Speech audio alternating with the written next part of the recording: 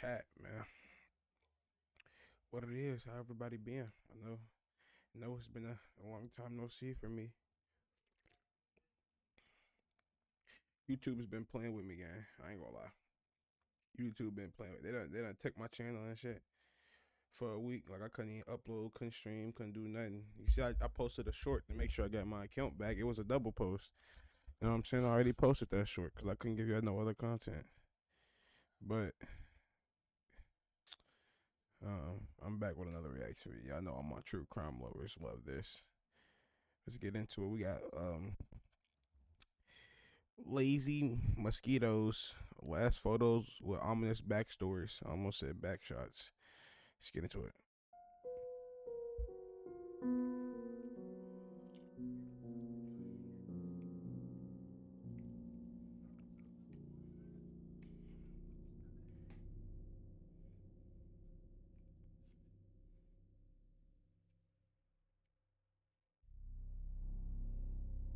"53-year-old Elvia Cortez wasn't a public figure, nor was she part of some wealthy family. By all accounts, she and her husband, Salomon, lived modestly in rural Colombia, supporting themselves through farm work. They raised animals, worked the land, and used that life to support and educate their children. All that's to say, there was little wealth to be found there, which makes what happened to them feel all the more senseless. At around 4 a.m. on May 15th, 2000, 4 masked men arrived at the couple's home in the countryside near Simiaca. They cut the power, poisoned the family dog so that it wouldn't give them away, and waited by the front door, dressed entirely in black. According to family members, Elvia left the house at around 5 a.m. every morning to milk the cows, and these men knew her routine. When Elvia opened the door, they burst in, marched her straight into the bedroom with her husband, gagged and bound them both, and demanded to know where they hid their savings. Elvia and Solomon insisted that they had none. Frustrated, the attackers forced Elvia into a chair and fastened a heavy, homemade device around her neck. The metal collar weighed roughly 12 pounds and pressed tightly against her throat like a rigid medical brace. Before leaving, the intruders placed a cassette tape nearby. When the couple pressed play, a nasal voice came through the speaker. "Please pay attention, Mrs. Cortez. The necklace you're wearing is a bomb."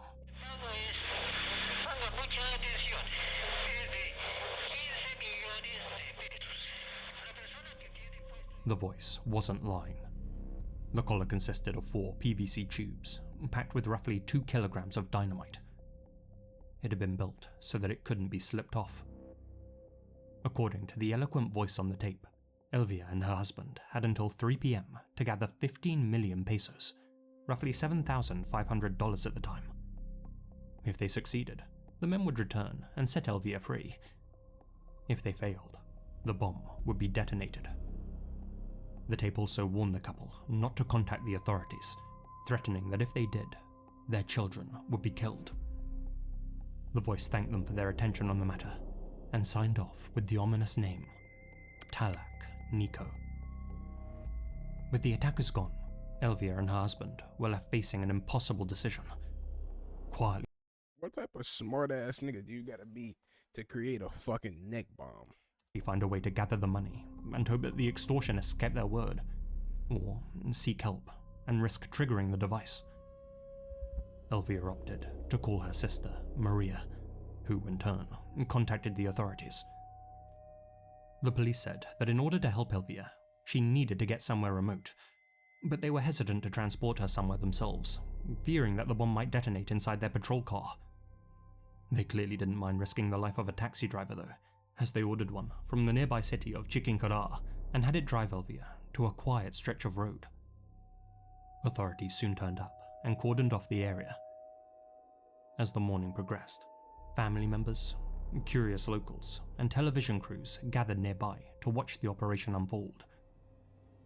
At around 8:30 a.m., bomb technicians began examining the collar and quickly discovered that the device was far more sophisticated than it appeared.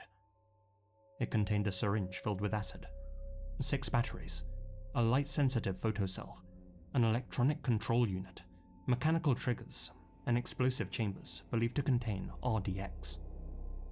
Any mistake could set one of the multiple triggers off. To make matters worse, the responders were completely unprepared. This was the first case of collar bombing in Colombia, and predated the infamous pizza bomber incident in the United States.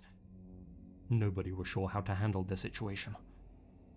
The technician leading the operation was 28-year-old Jairo Lopez. Colombian reports later noted that he had just become a father, and yet he heroically stepped up to the plate. Before beginning, Jairo administered sedatives to Elvia to keep her calm and still, knowing that even the slightest sudden movement could detonate the bomb. As he worked, other officers poured water onto the device and around Elvia's neck to keep the metal components from heating up. Despite the terrifying circumstances, Elvia remained calm. At one point, she even suggested to Maria that the bomb might be fake. She also repeatedly asked one simple question: why would anyone do this to me?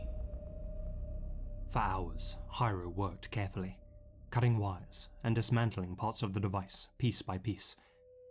At times, he had to improvise, borrowing equipment from nearby workers, including a bandsaw, and at one point, heated the blade of a penknife over a candle to cut through parts of the plastic tubing.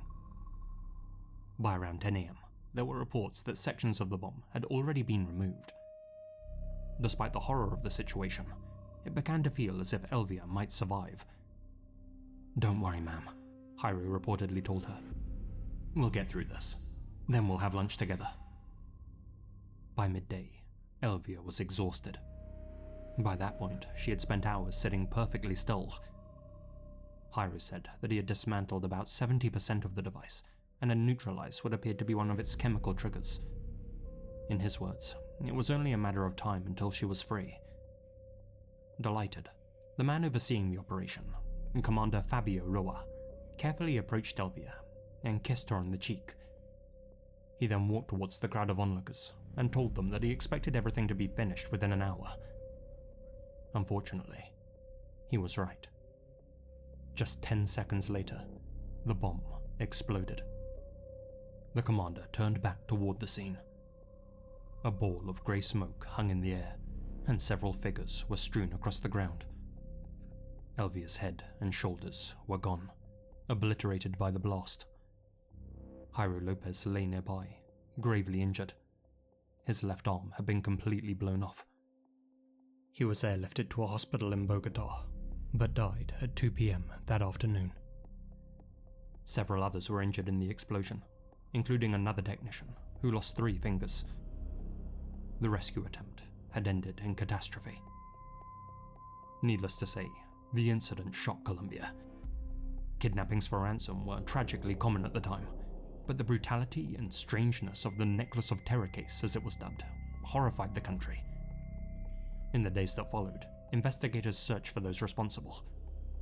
Early speculation linked the attack to the revolutionary guerrilla group FARC, but evidence for that theory never materialized, and it's since been deemed unlikely that they were involved. Detectives later identified a suspect named Jose Miguel Suarez, a man who had reportedly worked around the Cortez family's property and knew their routines. According to investigators, Suarez had experience handling explosives during his time working in mining operations. Prosecutors later connected him to a small extortion ring, Los Conejos. Suarez was eventually arrested, convicted, and sentenced to 32 years in prison, but the identities of the 3 other men who attached the bomb have never been established. The meaning of the name Talak Nico, spoken on the cassette tape, has never been definitively explained either. It may have been a pseudonym, a group name, or simply something invented to intimidate the victims into paying the ransom. Investigators say that Suarez and his crew overestimated the Cortez family's wealth. Their entire plan was built on nothing more than rumor and speculation, and Elvia and Jairo died for nothing. That being said, some people, including Elvia's own family, have a different theory. In their minds, whoever had built the device had gone through a lot of trouble, far too much for the relatively small ransom they were demanding. Prior to the bomb detonating, Elvia had apparently whispered to Maria that she recognized the voice of one of the intruders, and believed it to be her neighbor's son. The two households were reportedly embroiled in a bitter feud, potentially over land boundaries and farming rights. In fact, just a month before her death, Elvia had been attacked at a market by someone wielding a knife. Her family now believes that Elvia's neighbors weren't only behind that attack, but the explosive collar attack as well, and that the ransom the intruders demanded was to mislead investigators and disguise their true motive: revenge. That theory remains unconfirmed. A film inspired by this incident, titled PVC-1, was released in 2007.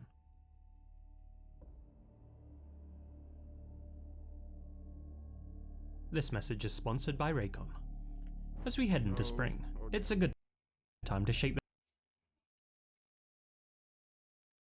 Thanks Raycon for sponsoring. No free promos, boys.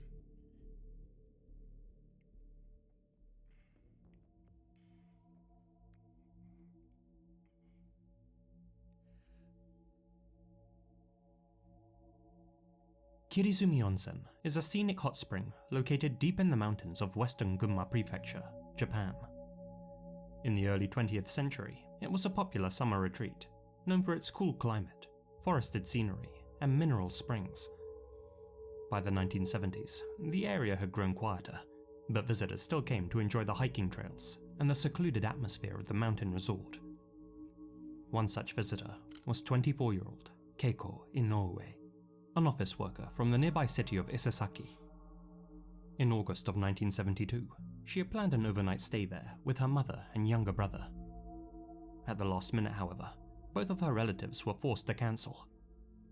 Rather than waste the booking, Keiko decided to go alone. On August 12th, she travelled to Kintokan, a traditional inn, or ryokan, and checked in without incident. Staff later remembered Keiko as being cheerful and talkative. She spent the day relaxing in the on-site hot springs, and reportedly didn't leave the building. After breakfast the following morning, Keiko decided to hike down the mountain into town. She had originally planned to catch the shuttle bus, but decided that the weather was too nice to miss out on. The woman running the inn told her that the journey would take around 4 hours at least, and that the temperature that day was set to reach 32 degrees Celsius. But Keiko was a determined young woman, and so she set off on foot, wearing a dark blue sleeveless blouse, a white miniskirt, and white athletic trainers. Over the next several hours, multiple people would cross her path. Most significantly, at around 2:10 PM, a family driving down the mountain noticed her walking alone. Concerned that she still had a long journey ahead of her, they offered her a ride, but Keiko politely turned them down. That would be the last confirmed sighting of her, alive. When Keiko failed to return home to Isesaki, her parents reported her missing and travelled to the hot spring resort where she had last been seen. At least 10 of their neighbours joined them. On the evening of August 16th, while searching for Keiko just It's my birthday. south of the Kirimizu Dam, her own father stumbled upon a rickety, 2-room cabin. Something compelled him to peer in through the rear window. There, lying on the wooden floor, was the body of a young woman. It was Keiko. The scene was brutal. Keiko was swarmed by flies and partially decomposed. According to the forensic autopsy, she'd been stabbed 24 times. 3 of those wounds were inflicted more than 30 minutes after death. Defensive injuries on her hands suggested that she had fought desperately for her life, and several on her back. Defensive injuries. According to the forensic autopsy, she'd been stabbed 24 times. 3 of those wounds were inflicted more than 30 minutes after death. Defensive injuries on her hands suggested that she had fought desperately for her life, and several on her back indicated she had tried to run. Investigators determined that the attack had likely taken place between 2:30 and 3 PM on August 13th, less than 1 hour after her last sighting. Unfortunately for detectives, Keiko's killer had been careful. Arterial blood spray showed that he had killed her in the entrance area here, before dragging her into this second room, likely to make her body less visible to anyone peering through the doorway. Medical experts later suggested that 2 different blades may have been used in the slaying. a survival knife, and a meat cleaver. Despite extensive searches of the surrounding forest and waterways, neither weapon was ever located. The only physical evidence that the killer left behind was a bloody glove print on the wall. In total, the police found 43 of Keiko's belongings hidden inside the cabin. That included her bag, clothing, a travel guide, and, crucially, her camera, which had been carefully placed in her upturned hat. When investigators developed the film, they discovered 5 photographs taken during Keiko's final day. The first 2, taken that morning at around 10 AM, showed her smiling in front of Kintokan's water wheel. They were taken by a part-time staff member just before Keiko checked out and haven't been released to the public. The next 2 images were taken beside a waterfall further down the Hoihoi-Zaka Trail, around an area called Shinobu Pond. At the time, the police didn't know who had taken these photographs, and a local newspaper decided to run just one of them, requesting information. Days later, a man contacted the paper. He identified himself as Yoshida, a 22-year-old repairman from Tokyo, and explained that he and a friend had been fishing at Shinobu Pond around 1:15 PM. According to the man, Keiko then approached them and asked to have her picture taken beside the waterfall. Yoshida initially refused because he was bad with cameras, but Keiko encouraged him to simply press the shutter button. He said that he did so twice.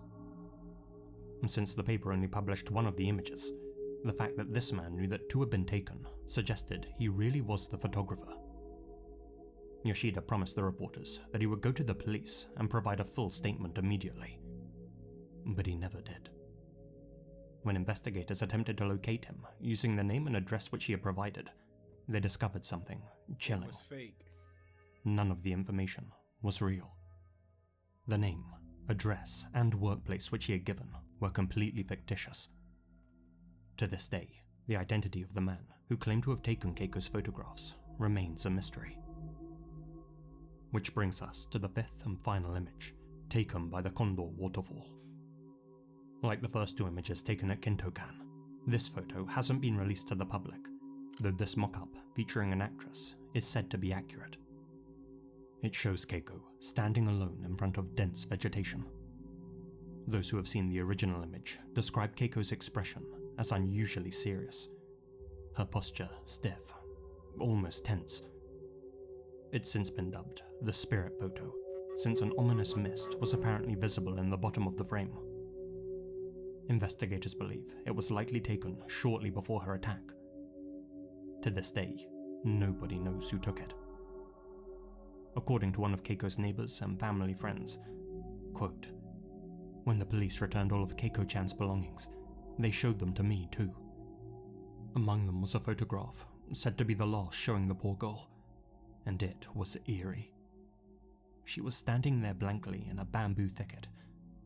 From halfway down her legs, there was something like white smoke or cloud, and the lower part of her was cut off, and her expression had no life in it. She looked like an empty shell."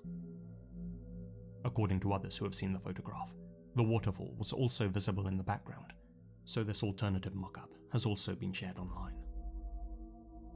In an attempt to solve the case, police formed a special investigative task force and looked into more than 2,000 people who were in the area at the time, including hikers, anglers, ryokan employees, dam workers, and locals with a criminal record.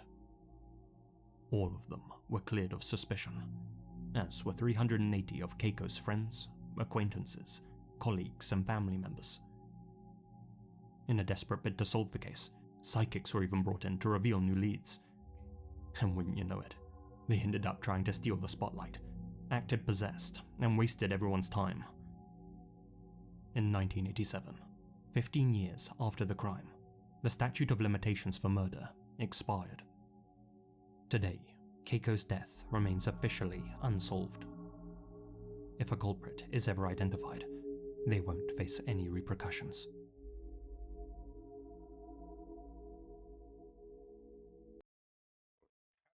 Why does it work like that? What do you mean he won't face no repercussions for killing somebody? Like, hey, yo, that's the dumbest rule ever. It's dumb. by the way. Top 5 sprites. I don't even know if there is 5 sprites. Susie Lamplugh was a British woman born in 1961. She grew up in a close-knit family alongside 3 siblings who described her as energetic, sociable, and adventurous. She enjoyed traveling, sports, and the kind of busy social life typical of someone in their 20s. By 1986, the 25-year-old was working as an estate agent for the firm Sturgis & Sons, based in Fulham, West London. On the morning of July 28th that year, Susie arrived at her office as per usual. Her schedule for the day included several property viewings, but one appointment in particular stood out. At 12:45 p.m, she was due to show a house at 37 Shoals Road to a prospective buyer who had introduced himself over the phone as Mr. Kipper. In the UK, a kipper is a cured herring. There's even a common idiom, to be done up like a kipper, which means to be severely cheated, tricked, or taken advantage of. Susie and her colleagues likely shared a laugh about the humorous surname and thought little more of it. At around midday, Susie left the office and drove to the property in her white Ford Fiesta. A witness later reported seeing her arrive at the address shortly before the scheduled viewing. A second, who lived just next door, noticed her standing outside the house at around 1 p.m. Strangely, she was apparently arguing with a man. Based on their description, this identikit of the individual was created. The man was tall, had dark, swept-back hair, was around 25 to 30 years of age, and was dressed smartly in a charcoal suit. A third witness also reported seeing that same man talking with Susie, and noted that he was holding a bottle of champagne decorated with ribbons. Later, a close friend of Susie's, Barbara Whitfield, reported seeing her driving north along Fulham Palace Road at around 2:45 p.m. Barbara waved, but Susie was talking with a man in the passenger seat and didn't see her. When Susie failed to return to the office later that afternoon, her colleagues initially assumed that the viewing had run long. But as the hours passed, concern began to grow. At 4:30 p.m, they went to the property at 37 Shoals Road and found it empty. By 5:30 p.m, they reported Susie missing to the police. Later that evening, Susie's white Ford Fiesta was discovered abandoned on Stevenage Road. The driver's door was unlocked, the handbrake was off, and the seat had been pushed back further than Susie would have normally had it while driving. Her purse was found inside, but there was no trace of Susie anywhere. Later, another witness came forward, saying that he had seen a dark-coloured car driving south along that same road around the time that Susie vanished. Inside, he saw a woman matching her description, honking the horn, and either laughing or screaming. Both Susie's boyfriend and male flatmate were definitively ruled out as suspects. A few other people came onto the police's radar, but were also quickly dismissed.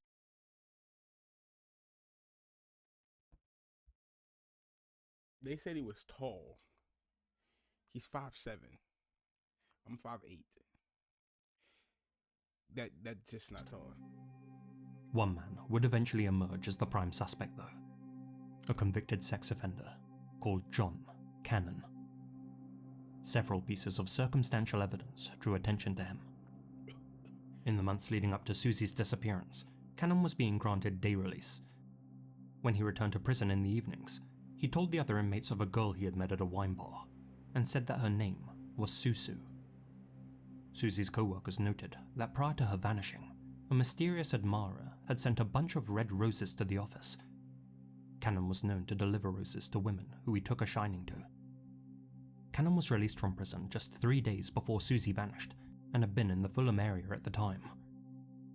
Being an attractive young woman, Susie's manager at the office positioned her near the window to attract customers. A witness reported seeing a man resembling Cannon peering through the window of her estate agency on the day Susie disappeared. To top it off, former prison acquaintances also said that while behind bars, Cannon was known by a simple nickname: Kipper. However, there was no smoking gun, and the police were unable to make an arrest. not until the following year at least. In 1978, Cannon joined a dating agency using the alias John Peterson. During the sign-up process, he filmed this profile video. Yes, I have a dislike of inflated egos. People who are, they look at me, I'm great type. I don't like that. Right. I can't handle that sort of inner weakness. The kind of pretension. Yeah, I don't like that at all. I just like just normal, average people. And what about TV comedy programs? Is there anything that you like in that vein? I'm a little bit dry as regards humour. Yeah, that type of, mainly dry humour. Though Cannon described his sense of humour as dry, I think it could more accurately be considered twisted. You see, a few weeks after filming this, he met and murdered a 29-year-old woman named Shirley Banks in Bristol.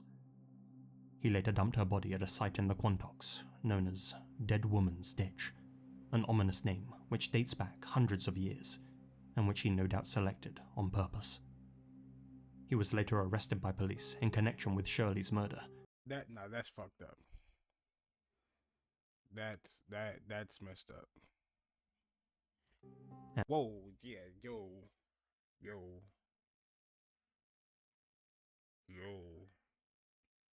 Like we think. Oh my god. And inside his BMW, they found an imitation handgun and handcuffs. Shirley's car was found in his garage, with the fake license plate SLP 386S. Some have questioned whether this was yet another dark joke of his. SLP, Susie Lamplugh, 86, the year she vanished. When asked by police about the license plate, Cannon stated that he had purchased the car from a businessman who was no doubt responsible for the slayings of Susie, Shirley, and another woman, and that said businessman was now in a great deal of trouble. The other woman Cannon mentioned is believed to be Sandra Cord, a 27-year-old office worker who was murdered in Bournemouth in 1986. Though he couldn't be officially connected to that crime, Cannon would later be convicted of Shirley's murder, and for his sins was given a life sentence. He later stated that there were one or two things he was never caught for. Though DNA belonging to Susie Lamplugh was later recovered from within Cannon's vehicle, the evidence against him was deemed insufficient, and he was never formally charged in connection with her vanishing either. However, the senior investigating officer working the case would later state that he was almost certainly responsible for whatever happened to her. Cannon died behind bars on November 6, 2024. His own family had begged him to reveal where Susie was buried, but being a control freak, he never did. Nearly 40 years later, Susie Lamplugh still hasn't been found, but her case continues to resonate, not only because of the mystery surrounding it, but also because of the legacy it left behind. Her parents later founded the Susie Lamplugh Trust, a charity dedicated to personal safety and the prevention of violence. But before she became the focus of one of Britain's most enduring missing person cases, Susie was simply a daughter and a sister, something that's easy to forget when looking at headlines or police files. That's why this photograph, taken shortly before Susie vanished, matters so much. It captures a moment from a life that ended far too soon, the kind of moment that usually passes unnoticed. It shows Susie with her 3 siblings, all of them laughing and smiling, unaware that it would be the last ever image taken of them all together.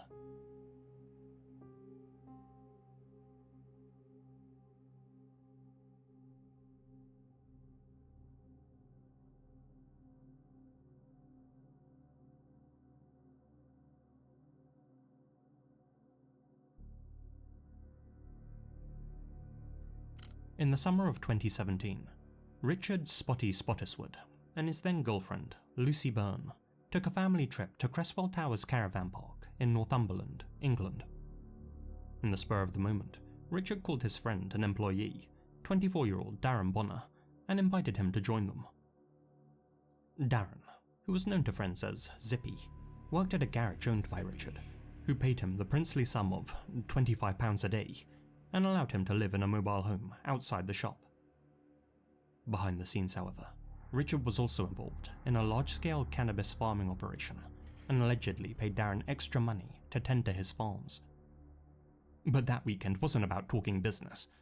It was about kicking back.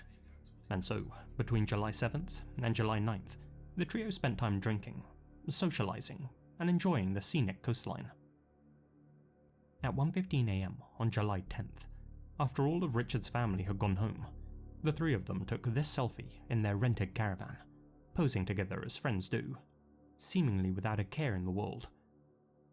But within hours, that friendship would collapse into violence. Later that morning, at just after 8 AM, an early morning walker passing along the coast heard what he described as loud snoring noises coming from near a stone wall. Concerned, he contacted the police, and after a brief search, officers discovered Darren Bonner in an open grave, curled up in the fetal position. All of his clothes had been removed, and he was shivering uncontrollably and barely conscious. A prominent red mark was evident around his neck, and there were bruises and marks all over his torso. According to doctors, he had suffered catastrophic injuries across his torso and severe oxygen deprivation to the brain. They desperately tried to save him, but the damage caused by the apparent beating, strangulation, and prolonged exposure to the cold had left Darren with irreversible brain damage. Sadly, Darren died 16 days after being admitted. Nurses referred to him as Lionheart because of how long he held on. During their investigation, police quickly established that Darren had last been seen with Richard and Lucy during their holiday weekend. They went to pick the couple up in South Tyneside 3 days after discovering Darren, but in an effort to avoid arrest, Richard led them on a high-speed car chase. Unable to outrun the fuzz, Richard abandoned his vehicle and fled the scene on foot. A police dog later tracked his scent, and officers found him hiding in a bush. To begin with, Richard attempted to deflect suspicion. He claimed that he and Darren were thick as thieves, that the atmosphere during that trip was excellent, and that they had been having a laugh the entire weekend, as evidenced by their final selfie together.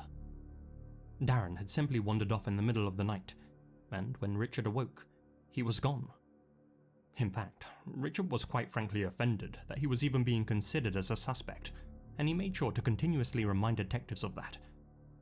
But when that approach failed, Richard then came up with a new story. According to him, Darren sold stolen firearms. He had apparently brought a sawn-off shotgun to the caravan park and had dug a deep hole in which to hide it. Richard had graciously offered to help him and walked off with Darren in the middle of the night. However, while at the hole, Darren became physically violent. Richard defended himself and accidentally knocked Darren unconscious and into the hole. When asked why he removed Darren's clothes, Richard simply said that he panicked. When asked where the mysterious shotgun was, he said that he took it back to his workplace, but that somebody had since stolen it. Investigators quickly dismissed Richard's account, telling him that a plethora of evidence pointed towards him being Darren's killer. That included an extensive amount of CCTV footage, which showed him driving to the gravesite, signs of a major struggle within their caravan, and forensics collected at the scene. As a cherry on top, Darren's clothes and disassembled mobile phone were found inside Richard's van, along with a receipt for a garden fork, which he may have used to dig the hole. What exactly transpired between the two men remains. Is a garden fork for them just a shovel for us? You know, because they're in a different country and stuff like that. So yeah, they call it a garden fork. We call it a shovel. Murky.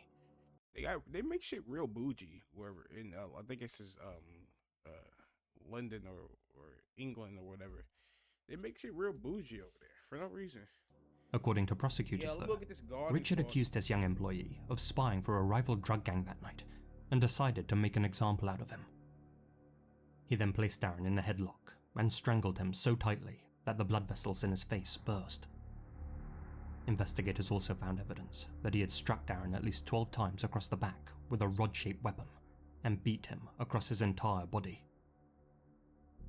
Though Richard's girlfriend, Lucy Byrne, initially played dumb, she later served as a witness for the prosecution, saying that she had been awoken by a horrible row between Richard and Darren in the early hours of July 10th, and that she had, quote, never seen her boyfriend look so evil. According to her version of events, Nigga look like Kane if you ask me. she didn't see Richard kill Darren. However, when she and Richard left the holiday resort in the morning, Richard apparently refused to let her look in the rear compartment of the van. At one point, he stopped the vehicle near the location where Darren was later found, dragged a large object from the van, and disappeared for around 10 minutes before returning drenched in sweat. Many have since questioned whether Lucy really didn't know what her boyfriend was up to. Indeed, the police believe that she may have even helped him carry out the plan. Lucy was originally charged with murder alongside Richard. However, due to insufficient evidence that she participated in the killing, she was later cleared of that charge and instead pleaded guilty to assisting an offender, receiving a sentence of 30 months in prison. Get the fuck out of here. As for Richard Spottiswoode, he was convicted of Darren's murder and sentenced to life imprisonment with a minimum term of 22 years. That minimum term has since been reduced to 20. Though premeditation couldn't be established in this case, I can't help but wonder how spontaneous this murder actually was. 3 days before his death, Darren had called his ex-girlfriend, Donna, and reportedly told her, "I've fallen out with Spotty. He's gonna do me in," meaning he's going to kill me. Darren was apparently preparing to flee town.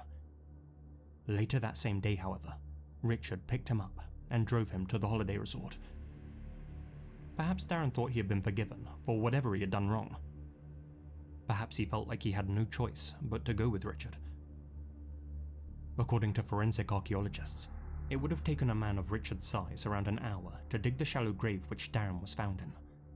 A risky move, which contradicts the CCTV evidence. But what if the hole was pre-dug? That would mean that in this moment, as the trio hugged and smiled together, Richard knew that he was about to take Darren's life. If that's the case, then this photo doesn't actually show how quickly an ordinary moment can turn dark. It shows a murderer's attempt to create an alibi.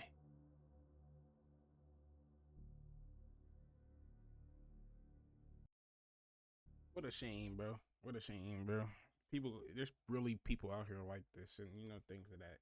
And then the worst story was the girl story where she had that picture right in front of this one right here. Oh, that picture was so unsettling.